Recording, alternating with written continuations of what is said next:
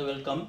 When the price of a cycle was reduced by 20%, then the number of cycles sold increased by 20%. What was the net effect on the sales? ஒரு சைக்கிளோட விலை 20% குறையுது. அப்ப 20% குறையும் போது அதனுடைய sales 20% அதிகமாகுது. அந்த குறைவதால் அதனுடைய காரணத்தால் 20% சேல்ஸ் அதிகமாகுது. ஸோ அப்படி விலையை குறையுது, சேல்ஸ் 20% அதிகமாகுது.